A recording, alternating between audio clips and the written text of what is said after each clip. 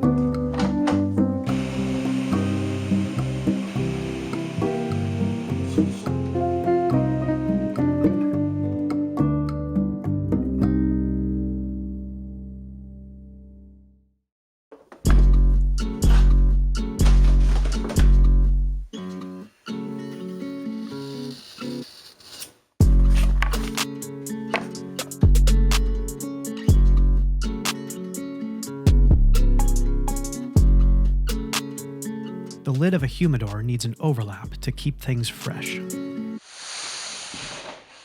But because I want my patterned texture to be continuous from the main part of the box to the lid, I laminated the ebony and Spanish cedar in a way that would create that overlap before I added the texture.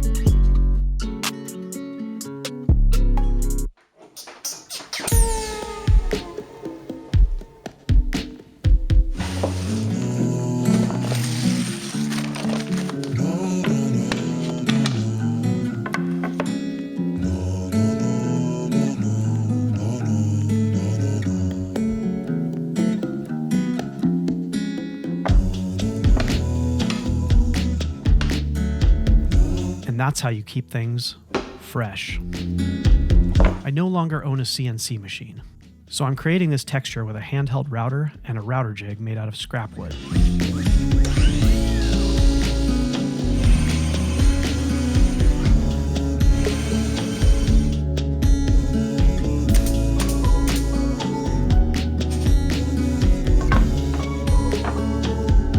This is a sliding tray that will hold the workpiece, and the sacrificial edges will provide zero clearance support for the router bit to prevent tear out.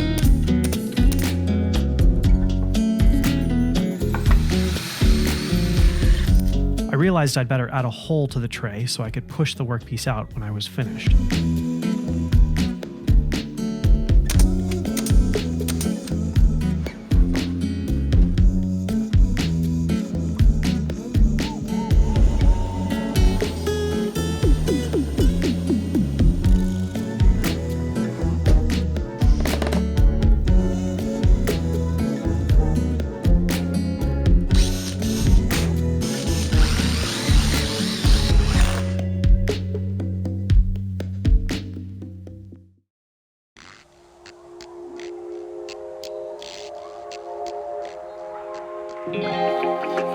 The texture I'm creating is a diamond shape, consisting of overlapping grooves at 30-degree angles. This jig will have 2 plywood rails to guide the router at the correct angle.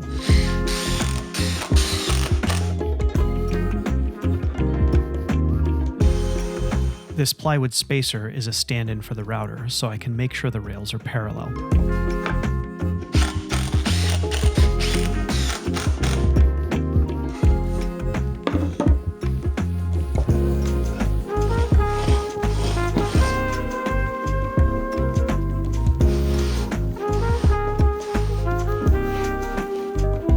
I figured out my starting point and then made a pencil mark.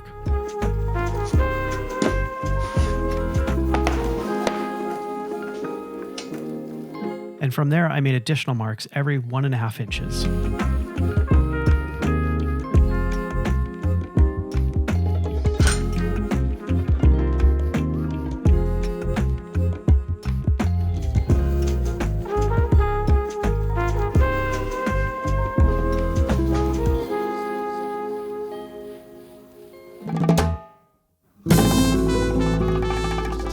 This router bit is the star of the show.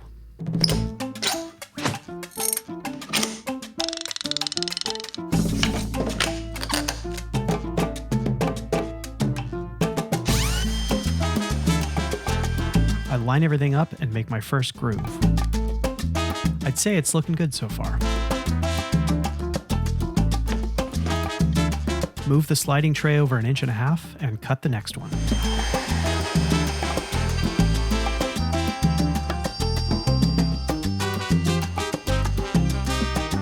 Rinse and repeat.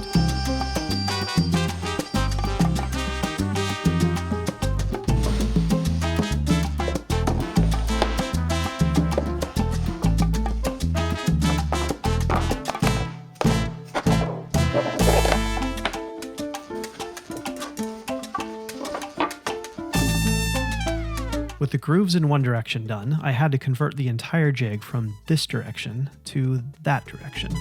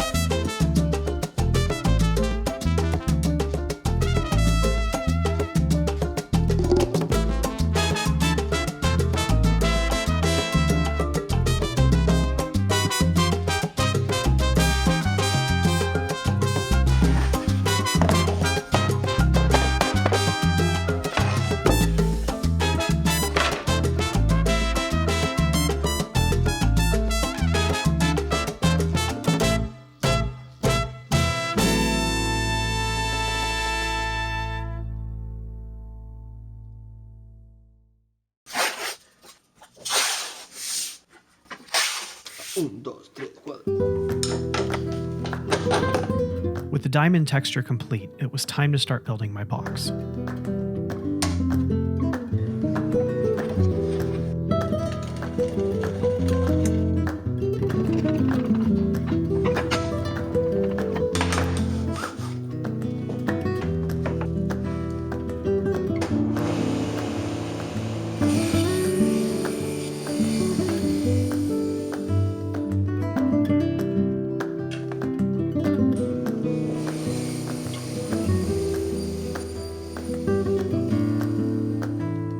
I cut the miters with the top and bottom of the box taped together to ensure alignment of the diamond pattern.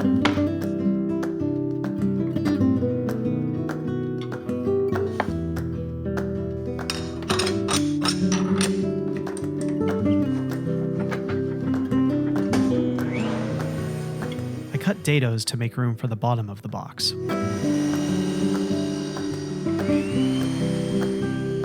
I pre-sanded the inside faces. And like usual, protect those inside corners from glue squeeze out with tape.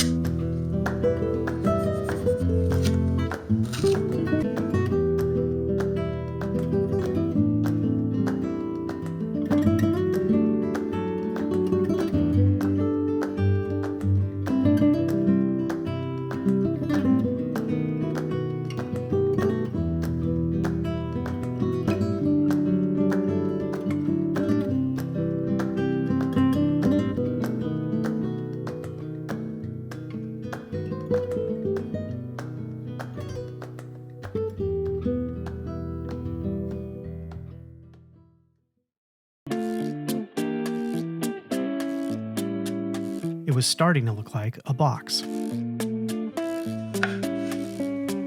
I still had some self-adhesive mahogany veneer left over from the rainbow cabinet. And since mahogany is a cousin of Spanish cedar, it's a perfect match for the bottom of the box.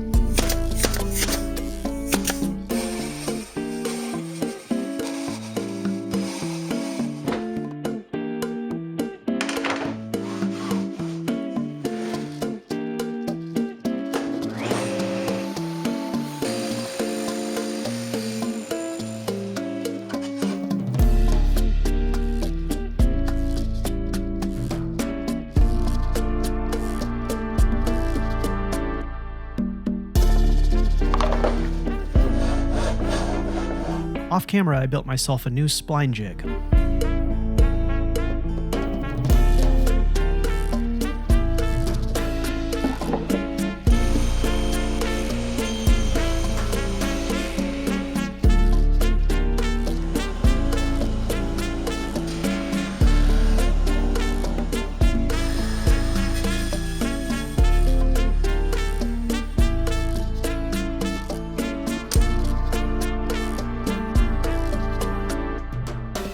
These splines will reinforce the miter, making the joint much stronger.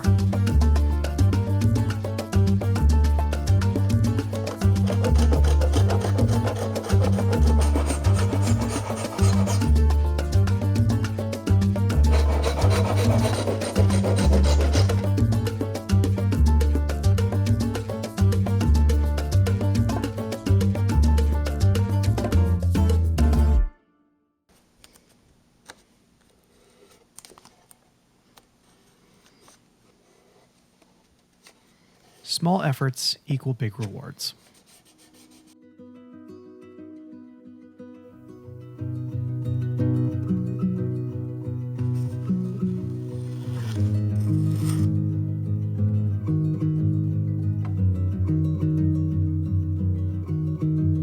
On this box, it's critical that the diamond pattern runs continuously from the top of the box to the bottom. So as I glue up the miters, I carefully line up the pattern and lock it in place with masking tape.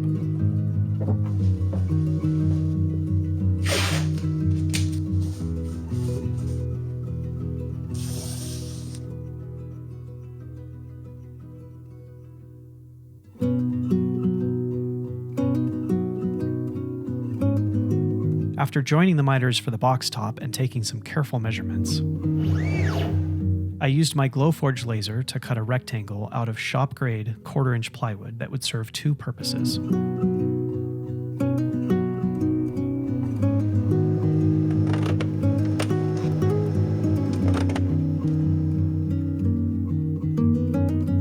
The first purpose was to act as internal splines, reinforcing the miter joints in the top of the box. And the second was to stiffen the top of the box to prevent bowing that would unalign the diamond pattern along the seam. Clamping cauls and tiny pin nails keep it secure until the glue dries.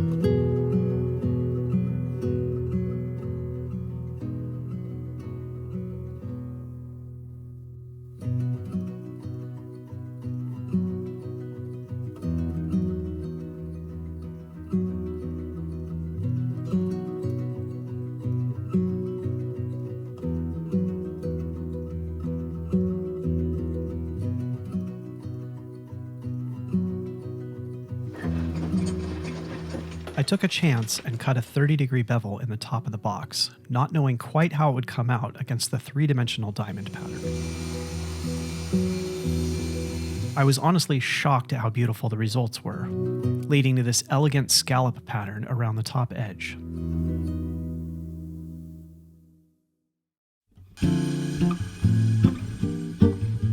Next, it was time to start building the removable tray.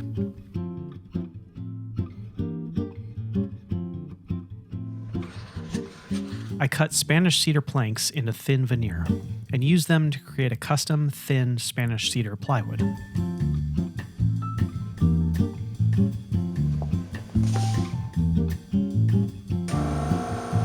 The vacuum press applies even pressure to the lamination until the glue dries.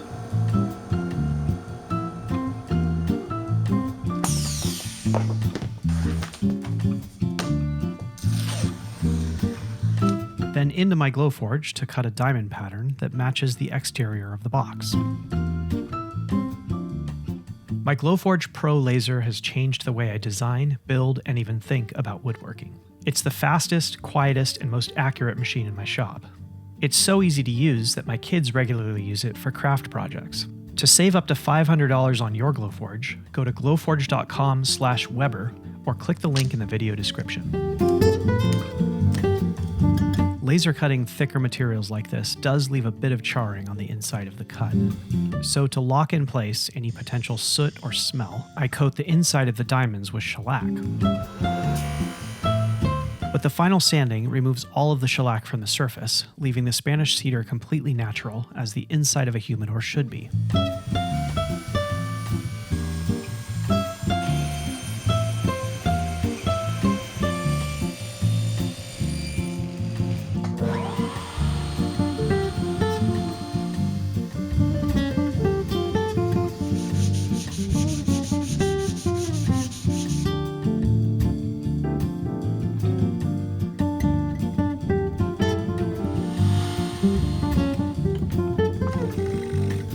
This piece will become a handle for the tray, as well as a place to mount the hygrometer and humidifiers.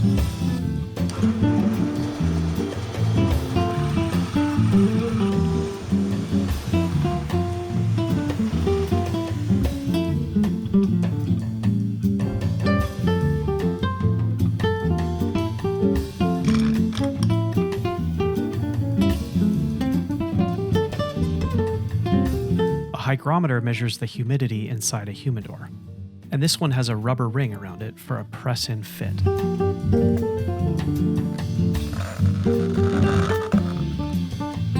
Humidifiers control humidity by adding distilled water to an internal sponge. They attach with a small piece of Velcro.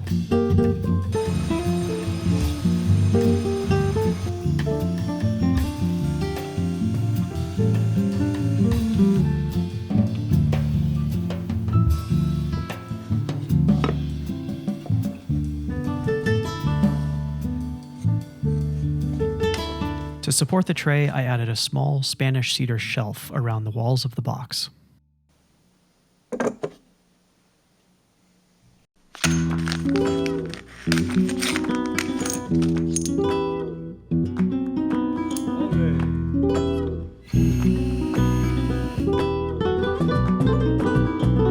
For a simple but precise router jig for cutting my hinge mortises, I once again turned to my Glowforge.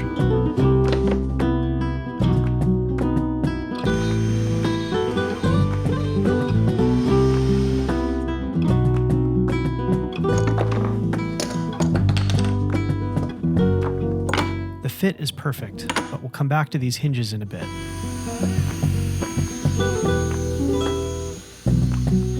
My local glass shop cut me a piece of tinted tempered glass for the top of my box. I held it in place temporarily with hot glue. But the window is finished with a bead of Spanish cedar.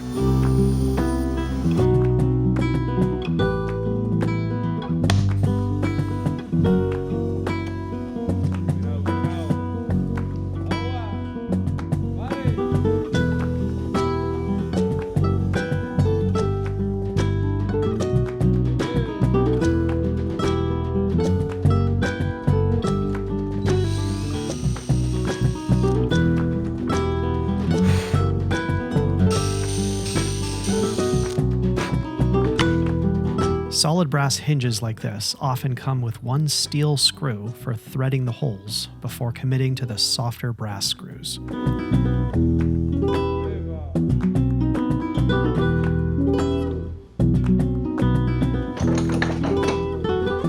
But with the hinge installation, it turns out I made a rookie mistake. Oh.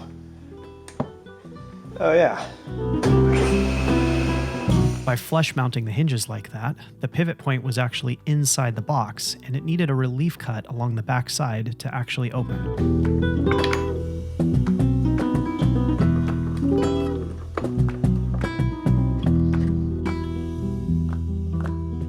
Problem solved.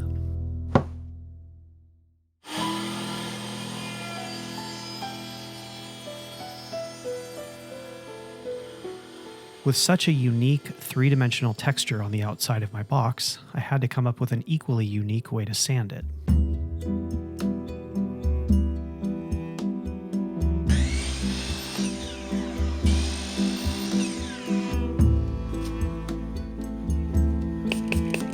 So I made my own little sanding block for hook and loop sandpaper discs that was the inverted shape of the diamond grooves.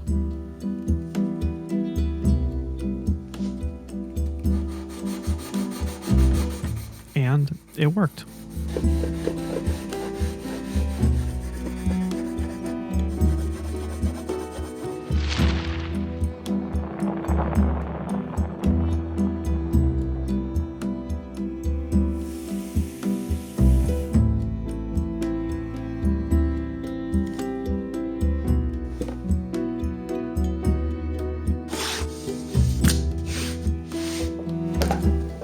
Because of how dense the ebony is, I decided to simply hand polish it with wax.